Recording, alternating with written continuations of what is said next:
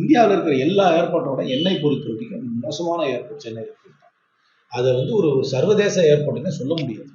அது நெரிசல் ஜாஸ்தி. அதற்காக ஒரு புது ஏர்போர்ட் தமிழ்நாட்டுக்கு தேவை என்பதில் எந்த சந்தேகமும் கிடையாது. அதனால இப்ப ரொம்ப நாளைக்கு பின்னர் ஒரு இடத்துல வந்து ஒரு சர்வதேச விமான நிலையத்தை அமைக்கலாம் என்று மத்திய அரசு, மாநில அரசு எல்லாரும் ஒத்துக்கொண்டு ஒரு இடத்தை சேர்க்கிறாங்க. அதை வந்து இந்த நேரத்துல வந்து வேண்டாம் என்று சொல்லும் ஒரு அரசியல் தலைவர் என்னை பொறுத்த வரைக்கும் தமிழ்நாட்டுடைய வளர்ச்சிக்கு எதிர்ப்பாக சொல்கிறார். நேற்று வந்து தமிழ்நாட்டுடைய நிதியமைச்சர் ரொம்ப தெளிவான அறிக்கையை கொடுத்திருக்கிறார்.